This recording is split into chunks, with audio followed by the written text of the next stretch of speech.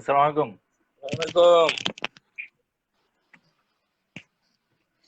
হ্যাঁ, শরীফ ভাই কেমন আছেন? এই তো আলহামদুলিল্লাহ। আমার কথা কি শোনা যাচ্ছে ক্লিয়ার? হ্যাঁ, ক্লিয়ার শোনা যাচ্ছে। আমার কথা কি শোনা যাচ্ছে? হ্যাঁ, লাউড এন্ড ক্লিয়ার। আমারটা কি লাউড নাকি খুব আস্তে? না, ঠিক আছে। পারফেক্ট। পারফেক্ট। আচ্ছা, ওকে, থ্যাংক ইউ। আচ্ছা, কয়েকদিন থেকেই বৃষ্টিপাত হচ্ছে এবং পাওয়ার অনেক প্রবলেমও করছে। তো এই বৃষ্টিপাত এবং কয়েকদিন আগে যে ঝড়টা হয়ে গেল সবই তো মৌসুমী বায়ুর প্রভাবে। হুম। তো বেসিকলি মৌসুমী বায়ুর প্রভাবেই এগুলো হচ্ছে, যা কিছু হচ্ছে। তো আমরা জানি যে ভূ রাজনীতিতে আবহাওয়া অনেক গুরুত্বপূর্ণ একটা factor. One of the factor, ভূ প্রকৃতি, আবহাওয়া, জলবায়ু, এগুলো একটা অনেক সময় অনেক গুরুত্বপূর্ণ ভূমিকা রাখে। তো আপনার দ্বিতীয় বই বই যেটা বঙ্গোপসাগর আসলে কার, বইতেও আমরা দেখেছি আপনি এই যে ভারতীয় উপমহাদেশের যে ভূপ্রকৃতি, পার্টিকুলারলি আমাদের বাংলাদেশ এবং বাংলা বলা যেতে পারে, বাংলার যে ভূপ্রকৃতি এবং বাংলার যে আবহাওয়া এবং জলবায়ু, জলবায়ু যেটা পার্টিকুলারলি মৌসুমী বায়ু যেটা, এগুলো নিয়ে আপনি একটা বিশ্লেষণ করেছেন, যেটা ব্যতিক্রমী কিন্তু খুবই সিগনিফিকেন্ট একটা বিশ্লেষণ। বেঙ্গল গেটের যে বিষয়টা, সেটা যদি আপনি একটু বুঝিয়ে বলেন কিভাবে এই মৌসুমী বায়ু এবং বেঙ্গল গেট এই এত অঞ্চলের ভূ রাজনীতিকে প্রভাবিত করে এবং যুগ যুগ ধরে, শতাব্দীর পর শতাব্দী ধরে আমাদেরকে কিভাবে আমাদের আহ এই অঞ্চলের ভূ রাজনীতিকে প্রভাবিত করেছে, সে বিষয়টা যদি আপনি একটু আলোকপাত করেন বেঙ্গল গেট নিয়ে। হুম, আসলে বেঙ্গল গেট জিনিসটা বোঝাটা খুব ইম্পর্টেন্ট যখন আমরা বলবো বঙ্গোপসাগর এবং ভারত মহাসাগরের যে জিওপলিটিক্স, হ্যাঁ, সেটা বুঝতে গেলে বেঙ্গল গেটটা অটোমেটিক্যালি বোঝাটা খুব জরুরি। আমরা এর আগে একবার মৌসুমী বায়ু নিয়ে কথা বলেছিলাম, যখন ভারত মহাসাগর নিয়ে কথা বলেছিলাম। আমরা বলেছিলাম যে আর যে আরবের বণিকরা তারা এই মনসুনকে টার্গেট করে তারা আহ, আহ, সমুদ্রে জাহাজ ভাসিয়ে দিতেন, এবং পরে দেখা যেত যে ওই জাহাজটা ওই আহ, মানে বাতাসের তোড়ে খুব তাড়াতাড়ি দেখা যেত যে পুরো ভারত মহাসাগর পার হয়ে যেত। হ্যাঁ, এই যে ভারত মহাসাগর দ্রুত পার হয়ে যাওয়াটা, এটা হচ্ছে সেই মৌসুমী বায়ুটার নলেজটা। হ্যাঁ, মৌসুমী বায়ুটা আসলে কি, কখন শুরু হয়, কখন শেষ হয়, এটা গতি প্রকৃতি কেমন, এই জিনিসটা বোঝাটা ইম্পর্টেন্ট। সো এই এই গতি প্রকৃতি বা এই যে আহ, যে আহ, এই মনসুনকে বোঝা, এই বুঝতে পারাটা জিনিসটাই কিন্তু বেসিক্যালি আমি এই যেটা বলছিলাম যে বেঙ্গল গেট, এই বেঙ্গল গেটের টার্মটার মাধ্যমে এটা আমি বোঝাতে চেষ্টা করছিলাম। হ্যাঁ, যাতে আরবরা যেটা দেখেছে যে তারা তাদের বাণিজ্যকে প্রমোট করার জন্য, তাদের বাণিজ্যকে এগিয়ে নেওয়ার জন্য তারা এই বেঙ্গল তারা ইনফ্যাক্ট মনসুনকে ব্যবহার করেছে, তারা মনসুনকে একভাবে দেখেছে। আমরা যদি আমাদের পজিশন থেকে দেখি, আমরা যেহেতু ভারত মহাসাগর একটা ইম্পর্টেন্ট একটা পজিশনে আছি, সেই পজিশন থেকে যদি আমরা দেখতে চাই এই মনসুনটাকে, তখন কিন্তু আরেকটু ডিফারেন্ট ভাবে দেখতে হবে। হ্যাঁ, কারণ আরবদের এক ধরনের কাজ ছিল, তারা আরব থেকে ইন্ডিয়া এবং চায়না যাবে। আমাদের ব্যাপারটা কিন্তু, আমরা কিন্তু আরব থেকে আসছি না, আমরা কিন্তু বঙ্গোপসাগর থেকে অন্য কোথাও যাব, বা বঙ্গোপসাগর থেকে অন্য কোথাও গেলে এটা কি ধরনের হবে সেই ধরনের জিনিসটা বোঝাবে। হ্যাঁ, তো যে কারণে আমাদের রিয়েলিটিটা একটু ডিফারেন্ট। আমাদের পার্সপেক্টিভটা যদি দেখি যে আমাদের কোন পার্সপেক্টিভে বঙ্গোপসাগরের যে মৌসুমী বায়ুটা, এই জিনিসটাকে যদি আমরা দেখি, হ্যাঁ, আমি একটা ম্যাপে যদি দেখাই, আহ,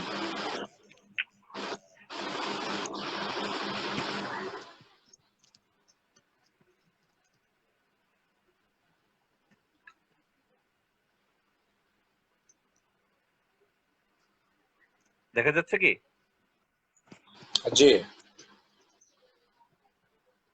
পুরোটা দেখা যাচ্ছে? জি, জি। আচ্ছা, তো এটা শ্রীলঙ্কা, এটা বোঝা যাচ্ছে কিনা? হুম, হুম, বোঝা যাচ্ছে। দিস ইজ ইন্ডিয়া, এবং এখানে বাংলাদেশ। ঠিক আছে, এই জিনিসটা দেখাচ্ছে এই মুহূর্তে বঙ্গোপসাগরে যে বাতাসের যেই যেই যে গতি প্রকৃতি সেটা দেখাচ্ছে। হ্যাঁ, এটা উইন্ডি একটা ওয়েবসাইট, চমৎকার একটা ওয়েবসাইট। তারা যেটা করে, তারা এই বাতাসের গতি প্রকৃতিগুলো দেখায়। এই মুহূর্তে আমরা যেটা দেখতে পাচ্ছি এটাই হচ্ছে সেই মনসুন। এবং খেয়াল করে দেখবো যে এই মনসুনের বায়ুটা কিন্তু একটা নির্দিষ্ট অ্যাঙ্গেলে যাচ্ছে। হ্যাঁ, এটা দক্ষিণ পশ্চিম দিক থেকে উত্তর পূর্ব দিকে যাচ্ছে, একটা অ্যাঙ্গেলে যাচ্ছে, স্পেসিফিক অ্যাঙ্গেল। এবং এটা হচ্ছে মনসুনের শুরু। এটা যেহেতু মে মাসের শেষ, তো আমরা এই মনসুনের শুরুটা দেখতে পাচ্ছি। ইনফ্যাক্ট জুন মাস থেকে জুলাই মাস থেকে এটা আমরা আরো প্রবল গতিতে দেখবো। হ্যাঁ, এবং এই যে মনসুনটা, এই মনসুনের যে বাতাসটা, এই বাতাসটাই কিন্তু যত জলীয় বাষ্প নিয়ে কিন্তু এখানে ঢুকছে। হ্যাঁ, এখন কথা হচ্ছে আমরা একটু খেয়াল করে দেখবো যে এই বাতাসের যে তোড়টা, এটা কিন্তু এই দিক হয়ে যাচ্ছে, বাংলাদেশের উপর হয়ে এইদিকে যাচ্ছে। আবার এই জায়গাটা ইন্ডিয়ার উপরে, এই জায়গাটা কিন্তু কিছুটা ডিফারেন্ট কালার। ডিফারেন্ট কালার তার কারণ এখানে আসলে বাতাসের গতি তেমন একটা নেই। হ্যাঁ, মিয়ানমার এখানেও কিন্তু ডিফারেন্ট কালার, এখানেও বাতাস গতি তেমন একটা নেই। খেয়াল করে দেখবো এই যে এই যে বাতাসের যে গতি প্রকৃতি, এটা কিন্তু একটা স্পেসিফিক জায়গার মধ্যে সীমাবদ্ধ থাকছে, এর বাইরে যাচ্ছে না। মানে ইন্ডিয়ার এই কোস্টলাইনটাও তেমন একটা খুব একটা পাচ্ছে না, আবার মিয়ানমারের এই কোস্টলাইনটাও খুব একটা পাচ্ছে না। হ্যাঁ, এই দিক দিয়ে যাচ্ছে। ওকে, এই দিক দিয়ে যাচ্ছে এবং এটা পরবর্তীতে বাংলাদেশের মধ্যে দিয়ে গিয়ে এটা আবার গ্যাঞ্জেস দিয়ে, মানে গঙ্গা ব্রহ্মপুত্র অববাহিকা দিয়ে আবার এদিকে কিছুটা যাচ্ছে। হ্যাঁ, এইটাই হচ্ছে গিয়ে সেই ট্রিকটা। আমরা যে ট্রিকটা যদি একটু দেখাতে চাই, এখানে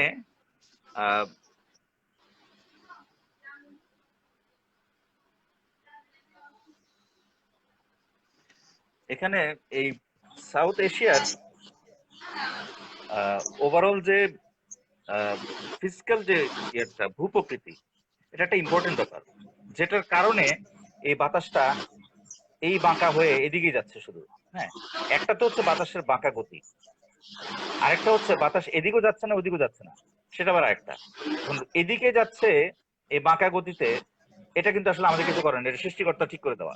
ঠিক আছে, দ্যাট মিনস মনসুনের যে গতি প্রকৃতি, এটা দক্ষিণ পশ্চিম দিক থেকে উত্তর পূর্ব দিকে হবে, এটা ক্রিয়েশনাল এলিমেন্ট বা এটা সৃষ্টিকর্তা তৈরি করে দেওয়া, আমাদের কিছু করার নেই। এটা প্রতি বছর একই টাইমে শুরু হয়, একই টাইমে শেষ হয়। হ্যাঁ, আর ইন্ডিয়ার যেই ভূপ্রকৃতি, এটার দিকে খেয়াল করবো, এটা হচ্ছে গিয়ে পাহাড় এবং উঁচু জায়গা।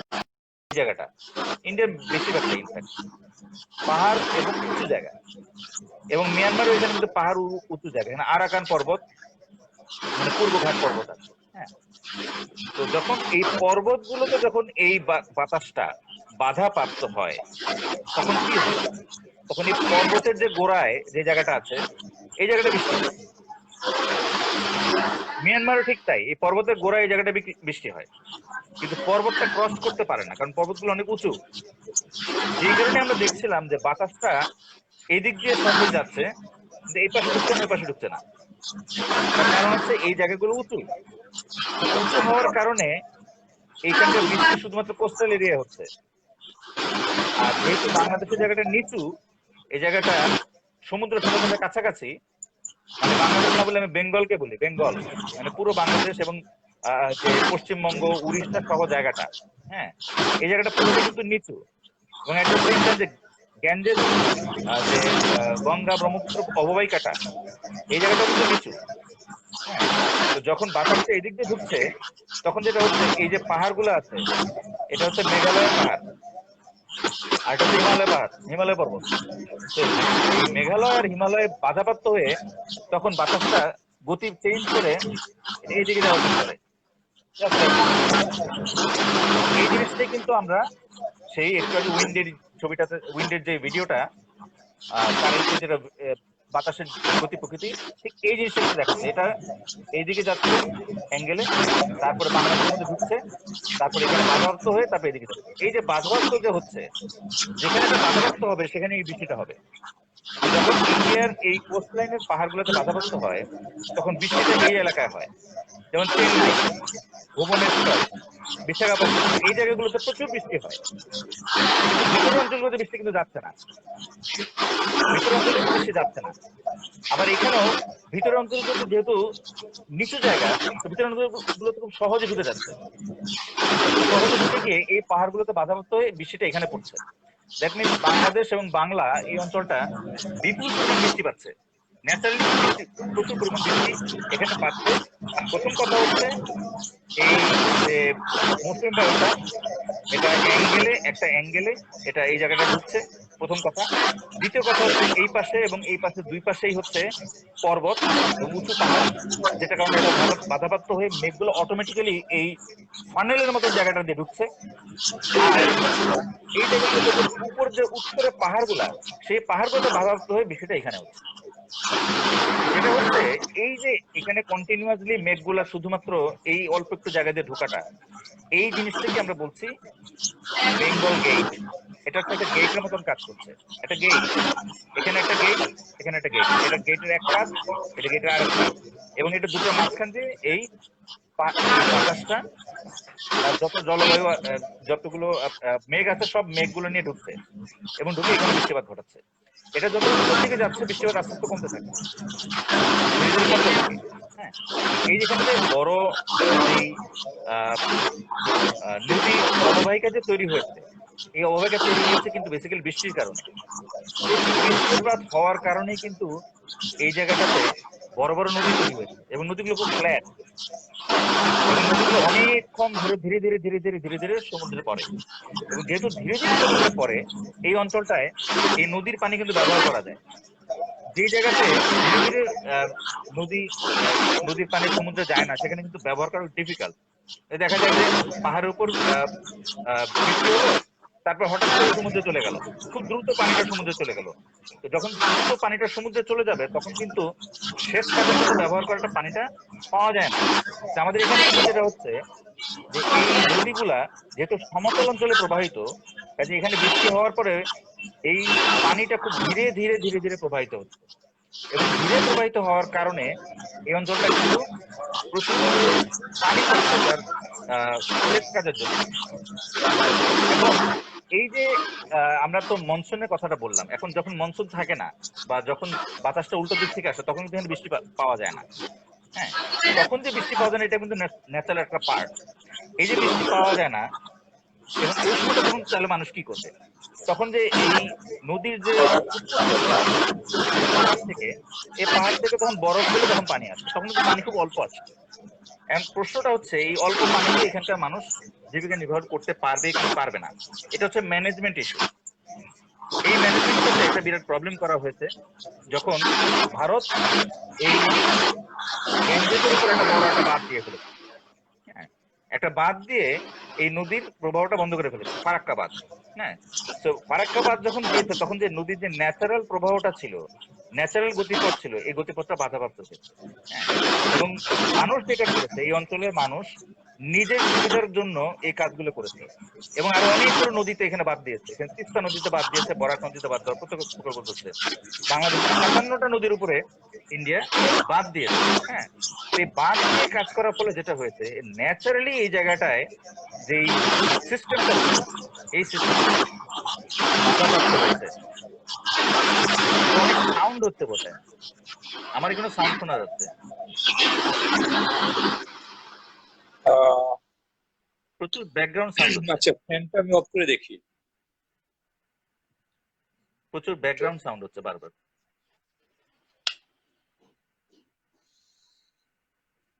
এখন কি সাউন্ড কম? এখন এখন মনে হয় সাউন্ড হচ্ছে না, এখন বোধহয় সাউন্ড পাওয়া যাচ্ছে না। আচ্ছা আচ্ছা, হ্যাঁ। আচ্ছা, তো যেটা বলছিলাম যে এইখানে ন্যাচারাল যে সিস্টেমটা আছে, এই ন্যাচারাল সিস্টেমটা নষ্ট করেছে ভারতের এই পলিসিগুলা। হ্যাঁ, তো বেঙ্গল গেটের যে অ্যাডভান্টেজটা, সেই অ্যাডভান্টেজটা কিন্তু ইন্ডিয়া পুরোটা পাচ্ছিল না, কারণ এখানকার একটা বড় অংশ কিন্তু সেই পরিমাণ বৃষ্টি কিন্তু পায় না। হ্যাঁ, এই দিকটাও বৃষ্টি পায় না, এবং মেঘ যত উত্তর দিকে যেতে থাকে তখন বৃষ্টি কিন্তু কমতে থাকে। বৃষ্টি এই সাইডটা সবচেয়ে বেশি। হ্যাঁ, এই বেঙ্গলের সাইডটা এবং এই নর্থ ইস্ট সাইডটা, ইন্ডিয়ার নর্থ ইস্ট সাইডটা, এখানে প্রচুর বৃষ্টি হয়। হ্যাঁ, এন্টার ইন্ডিয়াতে যত বৃষ্টি হয় তার ম্যাক্সিমাম বৃষ্টি কিন্তু এই ওয়েস্ট বেঙ্গল এবং এই নর্থ ইস্ট হয়। আর বাংলাদেশের এই সারফেসে এক বছরে যে পরিমাণ বৃষ্টি আকাশ থেকে পড়ে, সেই বৃষ্টি টোটাল ইন্ডিয়া যত পরিমাণ বৃষ্টি এক বছরে পায় তার 2.5 গুণ। এটা একটা অবিশ্বাস্য একটা নাম্বার, এটা অবিশ্বাস্য নাম্বার। হ্যাঁ, যে টোটাল ইন্ডিয়ার 2.5 গুণ বৃষ্টি বাংলাদেশে পড়ে এক বছরের মধ্যে, অথচ বাংলাদেশ ইন্ডিয়ার কত ছোট। এই জিনিসটা সম্ভব হচ্ছে জাস্ট বিকজ এই মৌসুমী বায়ুর এই অদ্ভুত এই কাণ্ডকীর্তির জন্য। হ্যাঁ, কারণ এই জিনিসটা সৃষ্টিকর্তা প্রদত্ত, এটা একটা স্পেসিফিক ডিরেকশন ফলো করে, এবং এই পাহাড় পর্বতগুলো স্পেসিফিক একটা জিওগ্রাফির একটা মানে জিওগ্রাফিটা এরকম একটা অদ্ভুত একটা পদ্ধতিতে তৈরি করা, যেটা কারণে একটা ফানেল তৈরি হয়েছে, এবং ফানেলের মধ্যে অটোমেটিক্যালি এই মেঘগুলো ঢুকে এখানে বৃষ্টিপাত ঘটায়। হ্যাঁ, এই যে এই ন্যাচারাল যে সিস্টেমটা, এই ন্যাচারাল সিস্টেমটাই আমি বলছিলাম যে বেঙ্গল গেট, হ্যাঁ, যেটাকে হয়তোবা আমরা ফুললি ইউটিলাইজ করতে পারিনি because of some political reasons. আমাদের এখানে পলিটিক্যালি এই আমরা এর আগে ইন্ডিয়ান সাবকন্টিনেন্টের যে জিও পলিটিক্স, এটা নিয়ে আমরা আলোচনা করেছি। আমরা বলেছিলাম যে এখানে যে র্যাডক্লিফ লাইনটা যে তৈরি করা হচ্ছে, এই র্যাডক্লিফ লাইনের মাধ্যমে যে কান্ট্রিগুলো তৈরি করা হচ্ছে, সেই কান্ট্রিগুলো তৈরি করার কারণে তাদের মধ্যে পলিটিক্যাল রেষারেষি হয়েছে, এবং পলিটিক্যাল রেষারেষি করে নিজের নিজের স্বার্থ অনুযায়ী উদ্ধার করতে গিয়ে যেটা হয়েছে, ভারত এখানে 57টা নদীর উপর বাদ দিয়ে এখানকার যে ন্যাচারাল সিস্টেমটা আছে পুরোটা নষ্ট করে ফেলেছে। হ্যাঁ, তো আলটিমেটলি এটাকে যে আমরা যদি একটু বড় পরিসরে যখন দেখব, তখন এটাকে ইট উইল মেক সেন্স। তো এই জি জিনিসটা আমি আর কি একটু বললাম, একটু একটু লম্বা করেই বললাম। এটা হচ্ছে বেঙ্গল গেটের যে ব্যাপারটা।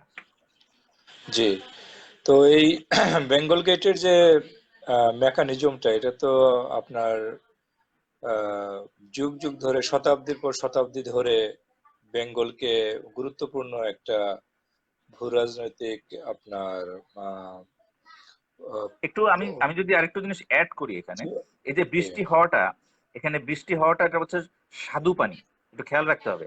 বৃষ্টি পানি কিন্তু স্বাদু পানি। হ্যাঁ, তো যেখানে স্বাদু পানি বেশি থাকে সেখানে কিন্তু লাইফ কিন্তু সাস্টেন করা ইজিয়ার।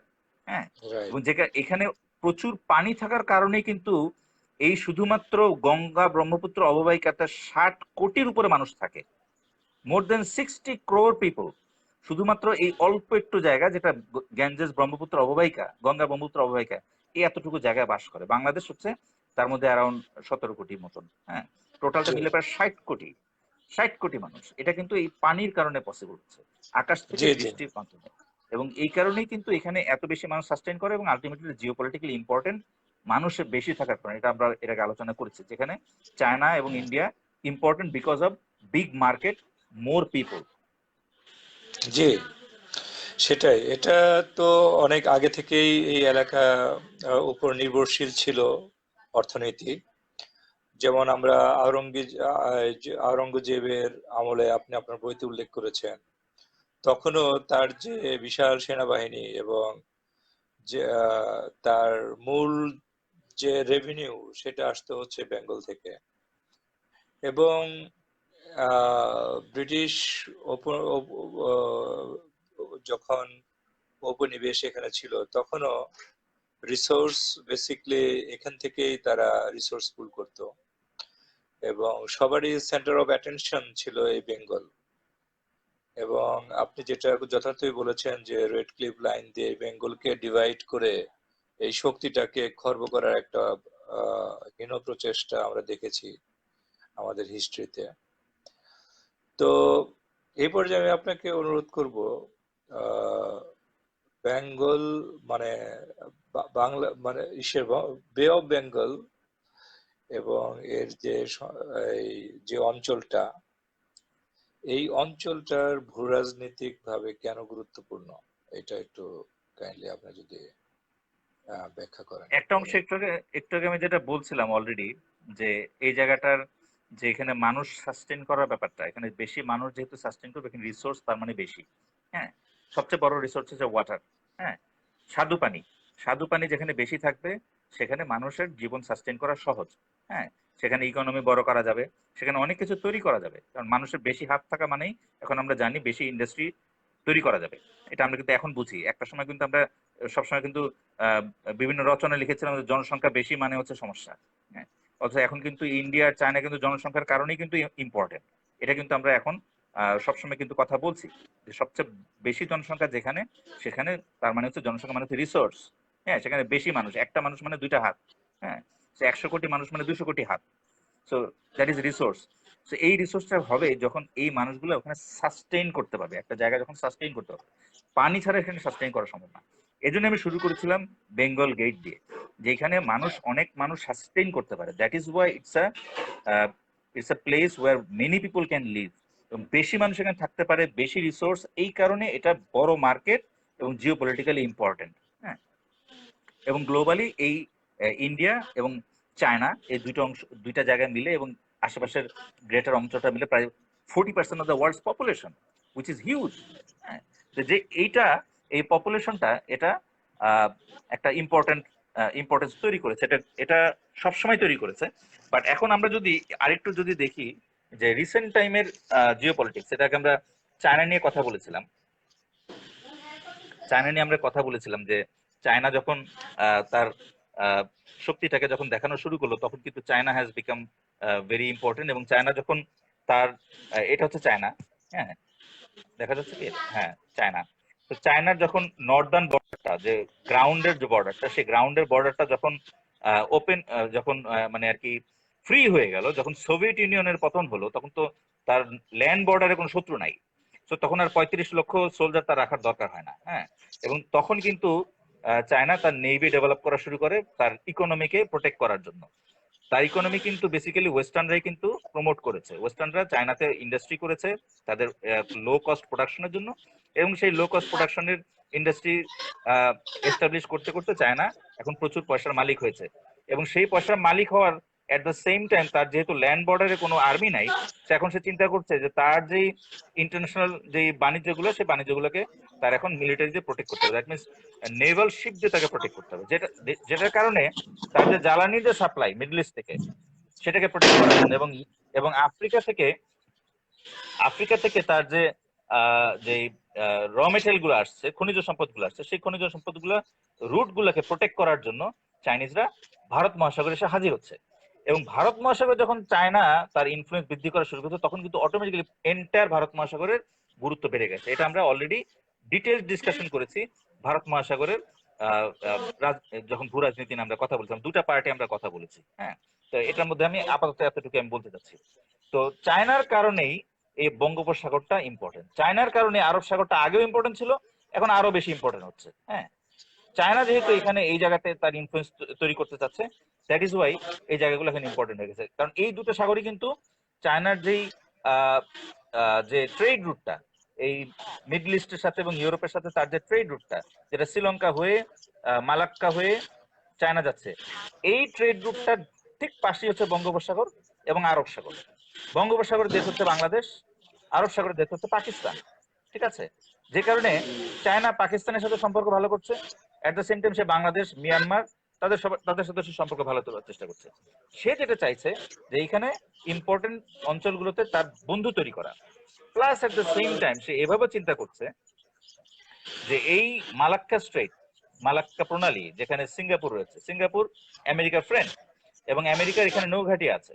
তো আমেরিকা চাচ্ছে এই মালাক্কা স্ট্রেট এবং ইন্দোনেশিয়ার স্ট্রেট গুলোকে যেভাবেই হোক চায়নার জন্য ব্লকেজ তৈরি করে। যদি চায়নার সাথে কখনো কনফ্লিক্টে যায়, তাহলে এই স্ট্রেট গুলোকে বা প্রণালী গুলোকে ব্লক করার চেষ্টা করবে ইউনাইটেড স্টেটস। এবং যদি তাই হয়, তাহলে চায়না তার এই সমুদ্র বাণিজ্য কোথা দিয়ে নেবে? তার এই সমুদ্র বাণিজ্য কোথা দিয়ে নেবে, কোন দিক দিয়ে নিবে? এই নেওয়াটাই কিন্তু তার এখন চ্যালেঞ্জ হয়ে দাঁড়িয়েছে। সে যেটা করছে, পাকিস্তানের মাধ্যমে সে একটা করিডোর তৈরি করে সেই ল্যান্ডের পিছন দিয়ে, একেবারে হিমালয়ের পিছন দিয়ে সে চায়নার সাথে লিঙ্ক করার চেষ্টা করছে। হ্যাঁ, এখানে গোয়াদর পোর্ট তৈরি করে, গোয়াদর পোর্ট থেকে সে তেল নিয়ে সে একেবারে পাইপলাইনের মাধ্যমে সে চায়না আবার নিবে। এটা একটা। আরেকটা হচ্ছে মিয়ানমার সে কিউকপিউ, যেটা হচ্ছে আরাকানে একটা পোর্ট সেখানে তৈরি করেছে। এখানে সে তেল মিডল ইস্ট থেকে তেল নিয়ে আসবে, তেলের জাহাজগুলো আসবে, তারপরে পাইপলাইনের মাধ্যমে সে চায়না পাঠিয়ে দিচ্ছে, মিয়ানমার হয়ে চায়না পাঠিয়ে দিচ্ছে। দ্যাট মিনস চায়না এই আরব সাগর এবং বঙ্গোপসাগর ব্যবহার করছে তার যে গুরুত্বপূর্ণ জ্বালানি, সেই জ্বালানির সরবরাহের রুট হিসেবে পাকিস্তান এবং মিয়ানমারকে ব্যবহার করছে। তো অটোমেটিক্যালি আরব সাগর এবং বঙ্গোপসাগর চায়নার জন্য ইম্পর্টেন্ট হয়ে যাচ্ছে। এবং চায়নার যারা অ্যাডভার্সারি আছে, specially United States and India, তাদের জন্য এটা এখন মাথা ব্যথার কারণ হয়ে গেছে। এমনিতেও ইন্ডিয়া তার আশেপাশের এরিয়াগুলোকে তার নিজের মনে করে। এটা ইন্ডিয়া মনে করে যে এই জায়গাটা তো আসলে আমার লেক, আমার নিজস্ব পুকুর। হ্যাঁ, সেরকম একটা ধারণা সে পোষণ করে। ইন্ডিয়া মনে করে যে ভারত ভারত মহাসাগর মানে হচ্ছে ভারতের ভারতের লেক বা ভারতের পুকুর, এরকম সে একটা চিন্তা করে তার মধ্যে আছে। সো এই চিন্তার মধ্যে সে থাকলেও বেসিক্যালি চায়নার কারণে এখন বঙ্গোপসাগর এবং আরব সাগর দুটি এখন ইম্পর্টেন্ট। এবং একটু আগে যেটা বলছিলাম যে বঙ্গোপসাগরের একটা ট্র্যাডিশনাল রোল রয়েছে, সেই বেঙ্গল গেট, যেটাকে আমরা এক্সপ্লেন করছিলাম যে মনসুনের কারণে এখানে 61 কোটি মানুষ সেখানে বসবাস করতে পারে এই অল্প একটু জায়গার মধ্যে, কারণ এখানে স্বাদু পানির আহ, প্রচুর মানে এখানে অভাব নেই। হ্যাঁ, তো এই যে এখানে একটা বড় মার্কেট এবং তার সুন্দর সুন্দর সমুদ্র বন্দর রয়েছে, যে সমুদ্র বন্দর বঙ্গোপসাগরের সাথে ডাইরেক্টলি কানেক্টেড, এবং খুব সহজেই মিডল ইস্ট থেকে সে র মেটেরিয়াল নিয়ে আসতে পারে, চায়নার সাথে সে বাণিজ্য করতে পারে, সে ইউরোপের সাথে বাণিজ্য করতে পারে। এই যে ডিরেক্টলি সবচেয়ে বড় সি রুটটার সাথে ডাইরেক্টলি কানেক্টেড, সবচেয়ে বড় সি রুটটা এই শ্রীলঙ্কা হয়ে মালাক্কা হয়ে গিয়েছে, ঠিক জাস্ট এখান দিয়ে খুব সহজে কিন্তু কানেক্টেড। বাংলাদেশ বাংলাদেশ এবং বেঙ্গল এখানে খুব সহজে কানেক্টেড, যেটার কারণে বাংলাদেশ কিন্তু তার যে অবস্থান, তার অবস্থানগত কারণে খুবই ইম্পর্টেন্ট হয়ে যাচ্ছে। সো এইখানকার একটা বড় মার্কেটের সুযোগ, এট দ্য সেম টাইম এটার বঙ্গোপসাগরের মধ্যে খুব ইম্পর্টেন্ট জায়গায় আহ, অবস্থান।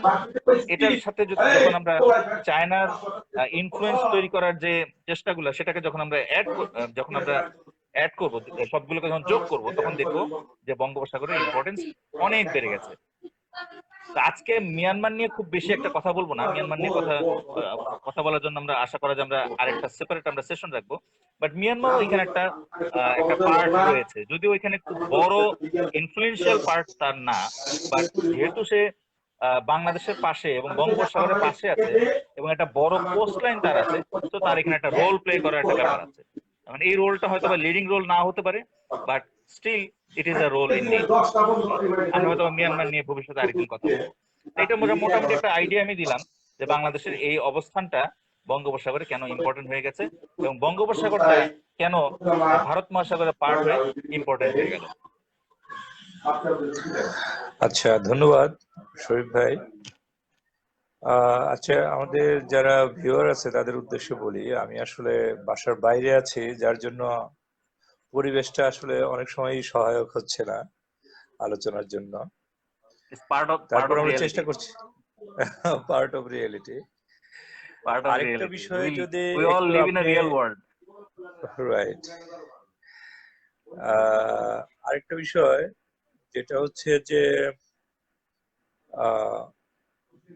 এখানে তো চায়না এবং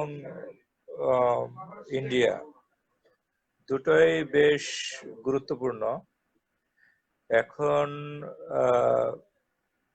চায়নার যে গ্রোথ, এটাকে যখন ইউএস ইকোনমিক গ্রোথটাকে যখন চায়নাকে কন্ট্রোল করার জন্য ইউএস যখন মরিয়া, তখন বেসিকলি ভারত তার কাছে খুব গুরুত্বপূর্ণ মিত্রে পরিণত হচ্ছে বলে মনে হয়। সেক্ষেত্রে আমাদের এই অঞ্চলে আমাদের বাংলাদেশের যে গ্রোথ মোমেন্টামের ভেতর আমরা আছি গত 2 দশক ধরে, এটার কারণে কি এই যে পরাশক্তি যারা আছে আপনার সুপার পাওয়ার, তাদের নজরকে এড়িয়ে বাংলাদেশের এই যে গ্রোথ মোমেন্টাম, এটা কি তাদের মানে ভূরাজনীতিতে তাদের নজর লাগবে কিনা, যদি আমি ঈশ্বর ভাষায় বলি, এবং সে নজর থেকে বাঁচার জন্য আমাদের স্ট্র্যাটেজি বা কৌশলগুলো কি হবে? আর আমাদের আরেক প্রতিবেশী আছে মায়ানমার, তারাই বা কতটুকু শক্তিশালী ভূমিকা রাখতে পারে? আর ভারত যখন বেসিকলি স্বাভাবিকভাবেই চাইবে তার যে প্রতিবেশী দেশগুলা, সেগুলোর উপরে কন্ট্রোল করার জন্য, এই সব কিছু মিলিয়ে আসলে বেসিকলি আমাদের কৌশলটা কি হতে পারে বা আমাদের প্রতিবেশীদের কৌশল কি হবে? সেক্ষেত্রে কম্পারেটিভ অ্যাডভান্টেজ আমাদের কি আছে, what are the disadvantages as well. হ্যাঁ, এগুলো একটু যদি আপনি হাইলাইট করেন এই পার্সপেক্টিভে। আচ্ছা, আমার আমার মনে হয় আজকে আমরা এই আলোচনাটাকে একটা স্পেসিফিক জায়গায় লিমিট করি। হ্যাঁ, আমরা এক কাজ করতে পারি, সেটা হচ্ছে যে এই আলোচনাটাকে আরেকটু এক্সটেন্ড করে আমরা স্পেসিফিক কান্ট্রিগুলা এই ভারত মহাসাগরে কি কি চাচ্ছে, সরি এই বঙ্গোপসাগরে কি কি চাচ্ছে, সেটা নিয়ে আমরা আরেকটা আলোচনা করতে পারি, এবং তখন সেখানে আচ্ছা, বাংলাদেশের পার্সপেক্টিভটা আরেকটু ক্লিয়ার ভাবে ধরা পড়বে। আজকে যেহেতু আমরা ওভারঅল একটা আইডিয়া দেওয়ার চেষ্টা করেছি যে বঙ্গোপসাগরে কেন বঙ্গোপসাগর ইম্পর্টেন্ট, কেন বাংলাদেশ ইম্পর্টেন্ট, কারণ এই যে চায়নার কথা বললাম আমরা, ভারত মহাসাগরের গুরুত্বপূর্ণ ট্রেড রুট, বাণিজ্য রুট, সেটার উপরে হওয়ার কথা আমরা বললাম, প্লাস এখানে প্রচুর লোক সাস্টেইন করতে পারে এটার কথা আমরা বললাম। হ্যাঁ, সাস্টেনেবিলিটির যে ব্যাপারটা, এটা খুব ইম্পর্টেন্ট, যে আমরা কারেন্টলি কোভিড-19 এর মধ্যে আছি, এখানে কিন্তু বড় একটা ডিজাস্টারের একটা অবস্থা আমরা দেখতে পাচ্ছি, কিন্তু তারপরে আমরা খেয়াল করবো যে বাংলাদেশে এখানে কিন্তু যেই ফসলের ব্যাপারটা, এটা কিন্তু এখন পর্যন্ত কিন্তু স্টেবল আছে। তার কারণ এই কোভিড-19 কিন্তু ফসলের কোনো ক্ষতি করে না। হ্যাঁ, এই ফসলের ব্যাপারটা কিন্তু খুবই মুখ্য একটা ব্যাপার, কারণ মানুষের যদি খাবার না থাকে, হ্যাঁ, যদি দেখা যায় যে খাবারের অভাব হয়েছে, তখন কিন্তু এখানে ইন্ডাস্ট্রি বানাই আর যাই করি, কোনো কিছু কিন্তু লাভ নাই। হ্যাঁ, লাভ হবে না। আমি যদি এখানে কোনো কিছুই লাভ হবে না। তো প্রথম জিনিস হচ্ছে যে খাবার, ফার্স্ট জিনিস। এরপরের জিনিসগুলো হচ্ছে বাসস্থান, তারপরে এখানে তাকে কাপড়ের ব্যবস্থা করতে হবে। তো এইগুলো অন্ন, বস্ত্র, বাসস্থান, এই জিনিসগুলো হচ্ছে একেবারে basic need of human beings, ঠিক আছে? তো এখন কিন্তু এই মুহূর্তে অন্যের জিনিসটা কিন্তু ক্রাইসিসে নেই, বাট আমরা যদি দেখি যে ওভারঅল ইকোনমির অবস্থা কিন্তু ভালো না। হ্যাঁ, কারণ ওভারঅল ইকোনমিতে বাকি এলিমেন্ট গুলো কিন্তু বেশ বেশ স্ট্রং একটা আমার মনে হয় এখানে অনেক অনেক অনেক নয়েজ হচ্ছে, অনেক নয়েজ হচ্ছে। এই রত্না, রত্না, তোমার মেয়েকে এখান থেকে নিয়ে যাও। আচ্ছা, যেটা বলছিলাম যে এখানে এই বাংলাদেশের যে একটা ব্যাপার আছে, যে এখানে যেহেতু ফসলের প্রচুর ফলন হয়, হ্যাঁ, এই ফসলের ফলন হওয়াটা কিন্তু অনেক বড় একটা relief in this kind of scenario. হ্যাঁ, যে অন্তত ফসলটা নিয়ে চিন্তা করতে হচ্ছে না। হ্যাঁ, এইটা একটা, আমরা যখন ডিজাস্টার যখন ছেড়ে আসবো, যখন ডিজাস্টারটা থাকবে না, তখন কিন্তু এই জিনিসটা কিন্তু একটা খুবই ইম্পর্টেন্ট একটা ফ্যাক্টর, যেখানে যে আমরা যে ফ্যাক্টরি গুলো করার চেষ্টা করবো, যে আমাদের ইন্ডাস্ট্রিয়াল ইকোনমি যখন ডেভেলপ করার চেষ্টা করবো, তখন যেটা প্রশ্নটা আসবে সেটা হচ্ছে যে যখন এই মানুষগুলো ইন্ডাস্ট্রিতে যাবে, তখন এই লোকগুলোকে খেতে পারবে কিনা। আমি ইন্ডাস্ট্রি তৈরি করলাম, আমি ইন্ডাস্ট্রিতে লোহা লক্কর অনেক কিছু তৈরি করলাম, কিন্তু লোহা লক্করটা আমি খেতে পারবো না। হ্যাঁ, সো খেতে পারবো না তার মানেটা কি? তার মানে হচ্ছে আমি যখন এগুলো জিনিস বিক্রি করবো, সে আমি সারা ওয়ার্ল্ডে আমি জিনিসগুলো বিক্রি করলাম, আমি এক্সপোর্ট করলাম, এক্সপোর্ট করে আমি অনেক অর্থ পেলাম। এই অর্থ দিয়ে আমার নিজের খাবার আমি নিজে প্রডিউস করতে পারবো কিনা, that is a big question. আমার নিজের খাবার যদি এখানে প্রডিউস না করতে পারি, আমার খাবার যদি ইম্পোর্ট করতে হয়, তার মানে হচ্ছে আমি খাবারের জন্য বাইরের বাইরের উপরে অনেক বড় একটা ডিপেন্ডেন্সি আমার আছে। তো সেখানে এই জায়গাতে প্রচুর লেবার থাকলেও, যখন সেই লেবার গুলার নিজের খাবারের জন্য বাইরের উপর ডিপেন্ড করতে হয়, তখন কিন্তু এই জায়গার জিওপলিটিক্স কিন্তু আগে, এখন কারেন্টলি যা আছে তখন কিন্তু থাকবে না। সেখানে নিজের খাবার নিজে প্রডিউস করতে পারাটা অনেক বড় একটা অ্যাডভান্টেজ। দ্যাট মিনস আমার খাবারের জিনিসটা কিন্তু এই ফ্যাক্টরির মধ্যে চিন্তা করতে হচ্ছে না। এই যে হাজার হাজার লোক যখন এখানে ফ্যাক্টরিতে কাজ করবে, এই ফ্যাক্টরির লোকগুলো কোথা থেকে কি খাবে, এটা নিয়ে আমার চিন্তা করতে হচ্ছে না। একটা বড় জিনিস কিন্তু এখান থেকে হিসাব থেকে চলে গেল। আরেকটা জিনিস হচ্ছে, যেটা একটু আগে বলছিলাম, যে যেহেতু একেবারে বঙ্গোপসাগরের উপরে অবস্থান, এখানে সমুদ্র বন্দরের একটা ব্যাপার আছে। সমুদ্র বন্দর কিন্তু অটোমেটিক পাওয়া যাচ্ছে। এখানে কিন্তু আমরা নেপালে যদি দেখি, নেপাল, ভুটান, তারা কিন্তু সমুদ্র বন্দর থেকে ডেপ্রাইভ, তারা সমুদ্র বন্দর পাচ্ছে না। হ্যাঁ, সো ওই রকম দেশের ক্ষেত্রে আমরা তখন বুঝতে পারবো, তাদের পার্সপেক্টিভ থেকে তখন বুঝতে পারবো যে সমুদ্র বন্দর থাকাটা কতটা গুরুত্বপূর্ণ। নিজস্ব সমুদ্র বন্দর থাকা, নিজস্ব নৌবাহিনী থাকা, নিজস্ব একটা সিকিউরিটি ফোর্স থাকা, যেটার কারণে যেটা সম্ভব হচ্ছে সেটা হচ্ছে এই বঙ্গোপসাগরের মাধ্যমে যে ট্রেডটা, সেই ট্রেডটা করা পসিবল হচ্ছে। আদারওয়াইজ কিন্তু ট্রেডটাই সম্ভব ছিল না। তো আমি যদি এখানে ইন্ডাস্ট্রিয়াল একটা ইকোনমি করতে চাই, এই ইন্ডাস্ট্রিয়াল ইকোনমির জন্য আমার অনেক র মেটেরিয়াল আনতে হবে, অনেক ক্যাপিটাল মেশিনারি আমার নিয়ে আসতে হবে, এবং অনেক জিনিস আমাকে তৈরি করে বাইরে বিক্রি করতে হবে। তো সেটা যদি হয়, সেটা যদি করতে হয়, তাহলে এই বঙ্গোপসাগরের যে ট্রেড রুটটা, এটাকে ওপেন রাখতে হবে। হ্যাঁ, এবং ওপেন রাখার প্রথম শর্তটা হচ্ছে এখানে ফাংশনিং পোর্ট থাকতে হবে। এই পোর্ট ফাংশনিং থাকতে হবে, তার সাথে একটা যে এখানে যে জাহাজগুলো চলছে, সেই জাহাজগুলো সিকিউরিটি দিতে হবে। এই জিনিসগুলো তখন একটা চ্যালেঞ্জের পার্ট হবে। এখনো অলরেডি আমরা এগুলা অ্যাড্রেস করছি। এখন আমি বলবো না যে এটা পারফেক্ট একটা সিচুয়েশন হয়ে গেছে।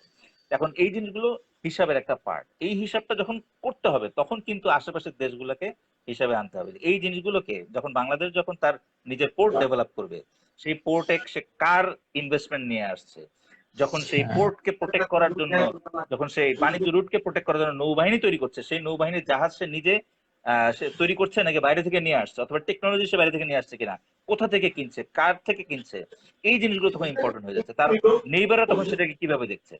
বাংলাদেশ যদি তার বাণিজ্য রুটকে প্রোটেক্ট করার জন্য নৌবাহিনী তৈরি করে, তখন ইন্ডিয়াকে এটাকে কিভাবে দেখবে, মিয়ানমার এটাকে কিভাবে দেখবে। তো এই জিনিসগুলো তখন হিসাবের মধ্যে আসবে। আমার মনে হয় এই জিনিসগুলো আরো ডিটেলস আমরা আলোচনা করব, যে আমরা এটাকে একটু এক্সটেন্ড করে। তো আমি আপাতত এই জিনিসটা আমি রাখলাম। পরের জিনিস, পরের পার্টে হয়তো আমার বাংলাদেশে আরো স্পেসিফিক আমরা বলতে পারবো, যেখানে মিয়ানমারের সাথে বাংলাদেশের যে বর্ডারের ইস্যুটা রয়েছে, এখানে রোহিঙ্গা ইস্যুটা রয়েছে, তারপর ইন্ডিয়ার সাথে আমাদের যে ইস্যুগুলো রয়েছে, যেহেতু বর্ডারে কিলিং রয়েছে, 57টা নদীর উপর বাদ দেওয়ার ইস্যু রয়েছে, প্লাস বাণিজ্য ইস্যু রয়েছে, ইন্ডিয়া আমাদের একটা বড় বাণিজ্য partner, plus at the same time India doesn't like China. হ্যাঁ, তো এই ইস্যুগুলো তখন আমরা আরো স্পেসিফিকলি আলোচনা করতে পারবো। আপাতত একটা ধারণা আমি দেওয়ার চেষ্টা করলাম যে এখানে বাংলাদেশ যে জিনিসগুলো করতে চাইবে, সেই জিনিসগুলোতে ইন্ডিয়া এবং মিয়ানমার তারা কিভাবে দেখবে, সেখানে একটা ফ্যাক্টর অবশ্যই থাকবে। জি, ধন্যবাদ শরীফ ভাই, আসলে খুবই চমৎকার আলোচনা করলেন। অত্যন্ত গুরুত্বপূর্ণ আলোচনা হলো, এবং আমি আশা করি যারা ভিউয়ার এবং যারা আলোচনা শুনলাম সবাই অনেক গুরুত্বপূর্ণ অনেক তথ্য সম্পর্কে অবগত হলাম। আমি আসলে পার্সোনালি সবার কাছেই ক্ষমা চাচ্ছি, কারণ হচ্ছে ব্যাকগ্রাউন্ড নয়েজ হয়েছে আজকে, অনেক ধরনের টেকনিক্যাল এবং ইটস পার্ট অফ লাইফ। আমার রিয়েলিটিটা এখানে হয়, ফেভারে ছিল না।